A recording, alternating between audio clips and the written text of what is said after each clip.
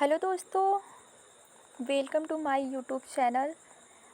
ये मेरा पहला वीडियो है जो कि कॉन्स्टिट्यूशन लॉ पे आधारित है।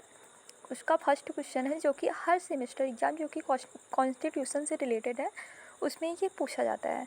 जैसे कि ये वाला जो फर्स्ट क्वेश्चन है वो भारतीय संविधान की मुख्य विशेषताएँ जो मेन होता है, जो उसकी विशेषताएँ होती हैं उसमें कौन कौन से एसेंशियल पार्ट होते हैं उससे रिलेटेड इस वीडियो में बताया गया है।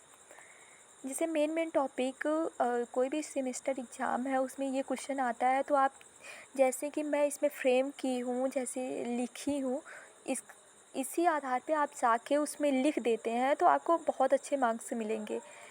आप इसको अच्छे से पढ़ के जाइएगा, इसको अच्छे से लिखिएगा। भारतीय गणराज्य के सर्वोच्च विधान को संविधान कहते हैं। संविधान को संविधान सभा द्वारा 26 नवंबर 1949 को पारित किया गया था, जो कि इसमें 395 अनुच्छेद उस टाइम पे थे और 12 अनुसूचियाँ। इसमें 22 भाग हैं। मूल संविधान में अनुसूचियों की संख्या 8 थी, जो कि अब 12 हो गया है। मूल संविधान में अनुसूचियों की संख्या 8 थी। हमारे संविधान में भारत के संसदीय स्वरूप की विस्तृत व्याख्या की गई है। भारत के संविधान की संरचना संघीय है। हमारे संविधान के देश की आवश्यकता के अनुसार विश्व के अधिकांश प्रमुख संविधानों की सर्वोच्च विशेषताओं को अपनाया गया है। हालांकि भारत का संविधान कई देशों से उधार लिया गया है। मीन्स कई देशों से उधार लिया गया, इसका मतलब होता है कि जो हमारा भारतीय संविधान है वो केवल भारत से ही नहीं बना है।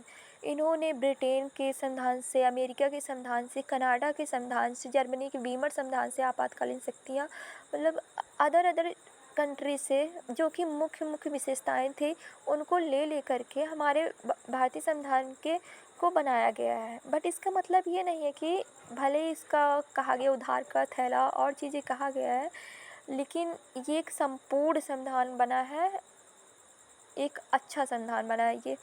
लेकिन फिर भी हमारे संविधान में कई प्रमुख विशेषताएं जो इसे अन्य देशों के संविधानों से अलग करती हैं। अतः भारतीय संविधान की प्रमुख विशेषताएं निम्नवत है। इसमें आप ये सब टॉपिक ऐड कर सकते हैं। पहले ऐसे लिख सकते हैं कि जैसे सबसे लंबा लिखित संविधान, विभिन्न स्रोतों से लिया गया संविधान, कठोरता और लचीलेपन का मिश्रण, संघात्मक और एकात्मक का मिश्रण, सरकार का संसदीय स्वरूप, संसदीय संप्रभुता और न्यायिक सर्वोच्चता, कानून का शासन, एकीकृत और स्वतंत्र न्यायपालिका, मौलिक अधिकार, राज्य के नीति निर्देशक तत्व, मौलिक कर्तव्य, भारतीय धर्मनिरपेक्षता, सार्वभौमिक वयस्क मताधिकार और एकल नागरिकता, स्वतंत्र निकाय, आपातकालीन प्रावधान, त्रिस्तरीय सरकार, सहकारी समितियाँ और सी विशेषताएं हैं।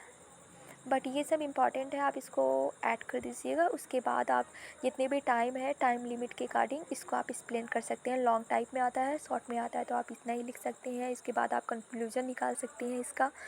और इसकी विस्तृत व्याख्या इस तरह की गई, जैसे सबसे बड़ा लिखित संविधान, भारत का संविधान विश्व का सबसे बड़ा लिखित संविधान है। विश्व के किसी भी देश का संविधान इतना बड़ा और विस्तृत नहीं है।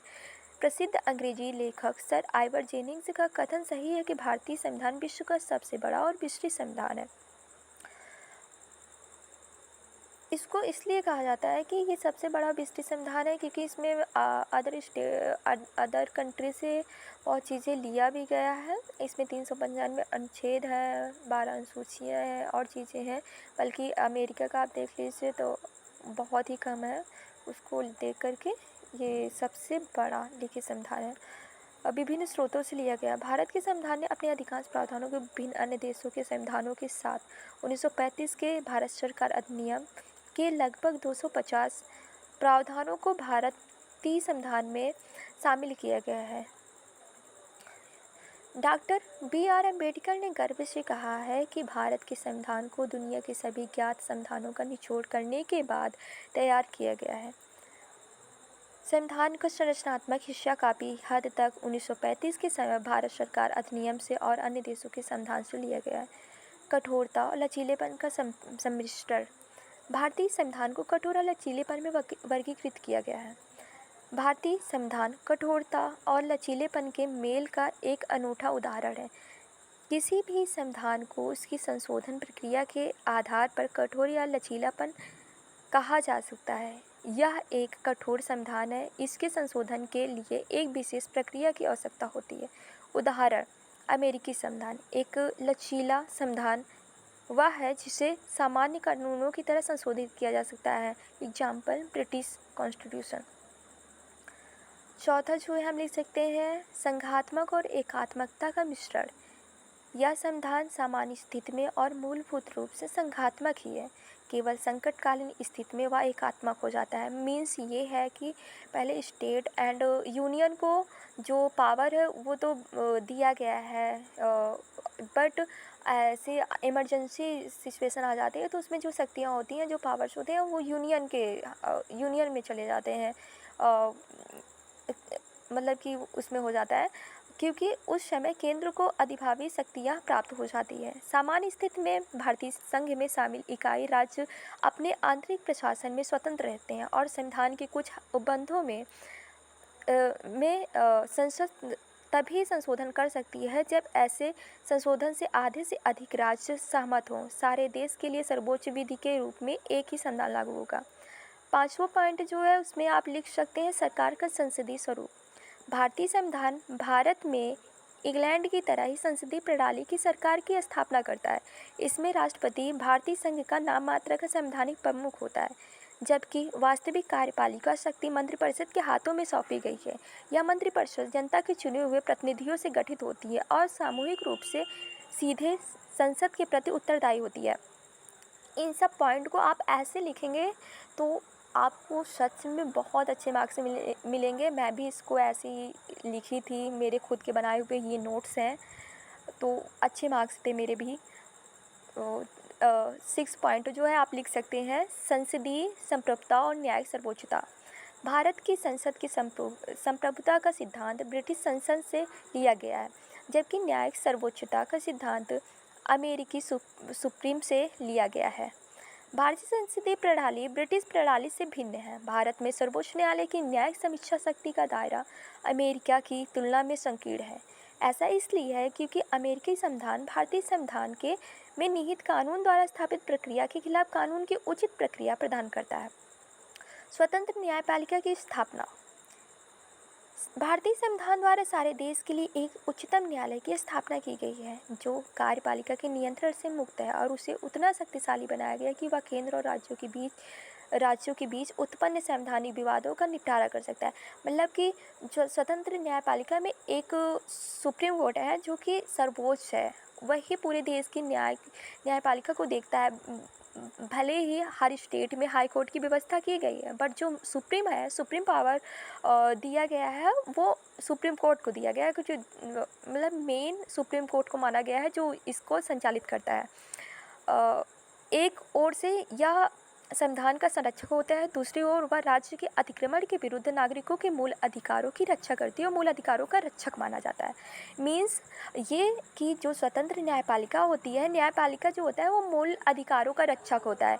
ये आर्टिकल 32 एंड आर्टिकल 32 के अकॉर्डिंग सुप्रीम कोर्ट और आर्टिकल 226 के अकॉर्डिंग हाई कोर्ट जो है वो हमारी रक्षक होती हैं, जिसमें रिट पिटीशन हम फाइल कर सकते हैं। उसके बाद 8 पॉइंट पे आप लिख सकते हैं मूल अधिकार। यह संविधान देश की जनता के लिए कुछ मूल अधिकारों की घोषणा करता है जो उनके व्यक्तित्व और बहुमुखी विकास के लिए आवश्यक होते हैं। यह स्वाभाविक ही है कि हमने लोकतांत्रिक पद्धति की सरकार अपनाई है तो देश की जनता को ऐसे मूल अधिकार प्रदान किए।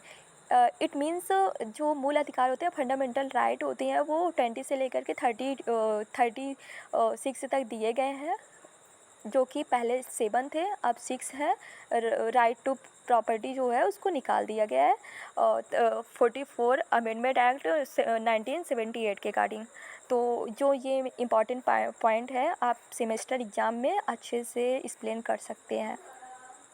और 9 पॉइंट है नागरिकों के मौलिक कर्तव्य।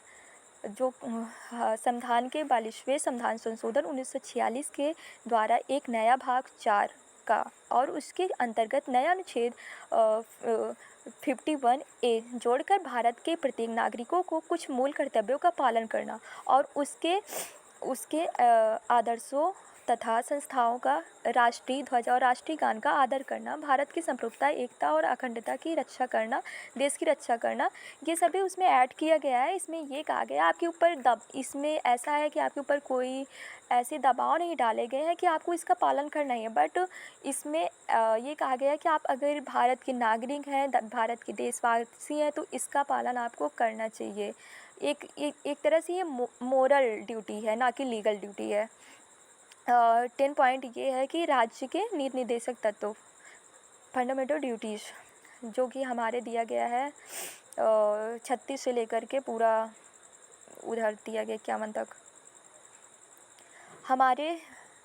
हमारे भारतीय संविधान में 36 से लेकर 51 तक राज्य के नीति निर्देशक तत्वों की व्यवस्था की गई है। लोक कल्याणकारी राज्य का सपना पूरा करने के लिए यह संविधान राज्य के नीति निर्देशक तत्वों के कुछ निर्देशक तत्वों की घोषणा करता है, जिसका पालन करना राज्य का परम कर्तव्य होता है। ये तत्व जनता को आर्थिक, राजनीतिक और सामाजिक न्याय दिलाने के लिए सिद्धांत रूप में आवश्यक होता है। और उसके बाद आप 11वें पॉइंट में लिख सकते हैं धर्मनिरपेक्ष, जिसे पंथ निरपेक्ष के नाम से भी जाना जाता है। धर्मनिरपेक्ष राज्य की स्थापना, इसको 42वें संवैधानिक संशोधन अधिनियम 1976 के अकॉर्डिंग इसको जोड़ा गया था।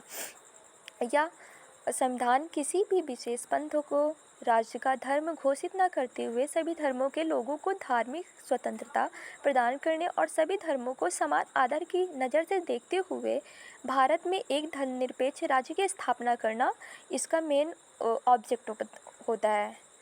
और उसके बाद 12वें पॉइंट पे आप देख सकते हैं सार्वभौमिक वयस्क मताधिकार। जो सार्वभौमिक मताधिकार है, इसमें होता है जो 18 वर्ष से ज़्यादा के लोग होते हैं उनको मतदान देने का अधिकार प्रदान किया गया है।